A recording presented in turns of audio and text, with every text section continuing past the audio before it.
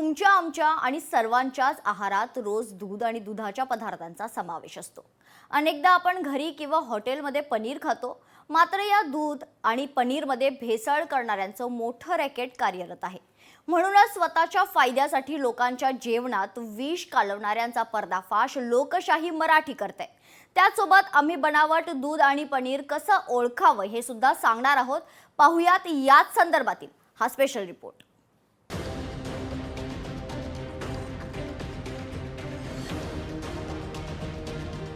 अशा लोकांना जन्मठेप झाली पाहिजे, अशा लोकांना फाशीची शिक्षा झाली पाहिजे। तुमच्या ताटात पनीरमधून येतंय विष। भेसळयुक्त दूध पनीरमुळे कॅन्सरला निमंत्रण। दुधात विष कालवणारी पुतना मावशी कोण? लोकशाही मराठीवर गोरखधंदा करणाऱ्यांचा पर्दाफाश। भाजपचे आमदार विक्रमसिंह पाचपुते यांनी एक मोठा गौप्यस्फोट केलाय आणि हा गौप्यस्फोट तुमची आमची सर्वांचीच झोप उडवणार आहे।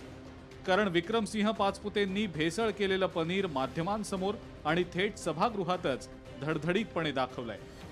धक्कादायक बाब म्हणजे बाजारात मिळणारं 70% पनीर हे भेसळ केलेलं असल्याचा दावा त्यांनी केला आणि खळबळ माजली। महत्त्वाचं म्हणजे बाहेरच्या राज्यातनं हे बनावट पनीर येत असल्याचा दावाही त्यांनी केलाय आणि अशी भेसळ करणाऱ्यांना जन्मठेप किंवा फाशी द्यायला हवी अशी आक्रमक मागणी त्यांनी केली आहे।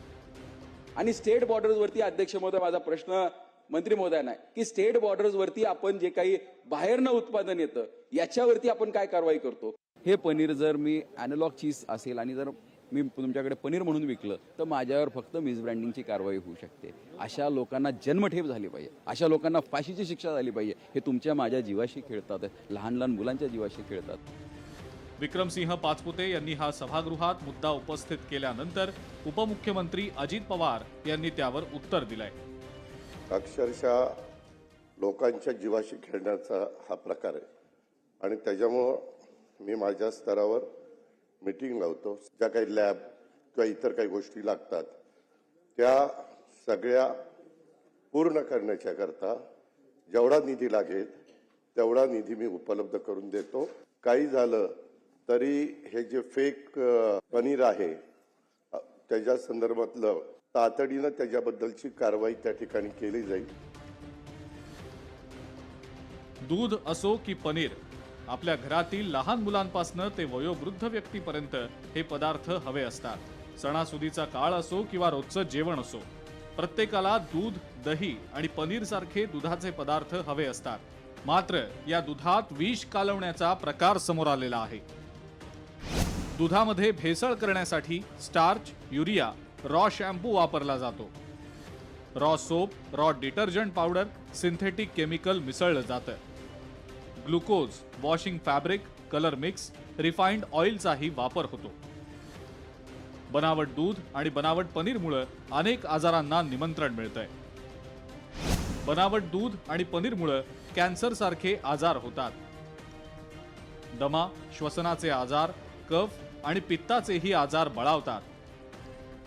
अशक्तपणा आणि क्षयरोगालाही निमंत्रण मिळू शकतं। वारंवार बनावट दूध, पनीर खाल्ल्यानं सर्दी, ताप आणि खोकल्याचे आजार होतात।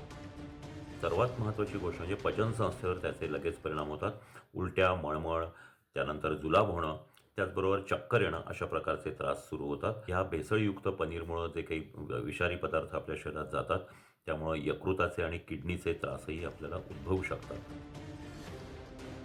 हेच बनावट दूध आणि पनीर कसं ओळखावं तेही पहा।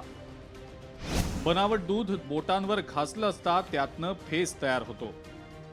दुधाचे थेंब फरशीवर टाकल्यावर चिकटपणा, डाग उमटला नाही तर ते बनावट असतं। अर्धा चमचा दुधात सोयाबीन पावडर मिसळा, नंतर त्यात लिटमस पेपर घाला। या पेपरचा रंग लाल, निळा झाला तर भेसळ आहे। पनीर हातावर चोळल्यास तुकडे झाले किंवा कण झाले तर ते बनावट आहे। बनावट पनीरच्या तुकड्यावर आयोडीन टिंचर टाकल्यास ते निळं होतं। अस्सल पनीर हे मऊ असतं, मात्र ते जर रबरासारखं असेल तर ते भेसळयुक्त असतं। उकळलेल्या पनीरवर तूर डाळीचं पीठ टाका, ते फिकट लाल झालं तर ते बनावट असतं। हे किट NDDB ने, नॅशनल डेअरी डेव्हलपमेंट बोर्ड यांनी काढलेले आहेत. फक्त दुधाचे पदार्थ किंवा दूध कलेक्शन करणाऱ्यांनीच नाही, तर अगदी सोसायट्यामधल्या लोकांनी देखील हे किट वापरलेत. तर अगदी 6वी-7वीतली मुलं देखील त्यात सगळं अंतर्भाव असतो. त्याच्यात परीक्षा नळी असते, त्याच्यात सगळे कलर दिलेले असतात, रिएजंट छोटे छोटे असतात, पद्धत दिलेली असते.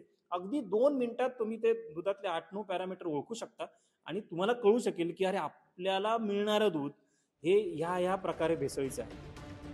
महाराष्ट्रात रोज सुमारे 1,70,00,000 लिटर दुधाचं उत्पादन होतं आणि महाराष्ट्राची रोजची दुधाची गरज ही 70,00,000 लिटर इतकी आहे. त्यातून उरलेल्या 1 कोटी लिटर दुधाचे रोज दूध पावडर, बटर, पनीर इत्यादी दुग्धजन्य पदार्थ बनवले जातात. त्यामुळं इतक्या प्रमाणात जर दुधाची गरज असेल तर त्यात होणारी भेसळ ही फार मोठ्या संकटाची ग्वाही असणार हे नक्की. त्यामुळे तुमच्या आमच्या ताटात आणि दुधात स्वतःच्या तुंबड्या भरण्यासाठी विष कालवणाऱ्या या पुतना मावशीला चांगलाच धडा शिकवायला हवा.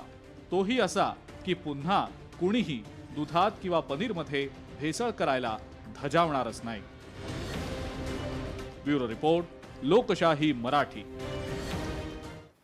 तर दूध आणि दुग्धजन्य पदार्थांमध्ये होणारी भेसळ याचा पर्दाफाश आम्ही केलाय. जर तुमच्याही आसपास अशी भेसळ होत असेल तर लोकशाही मराठीच्या सोशल मीडियावर संपर्क साधा आणि या मोहिमेत सहभागी व्हा.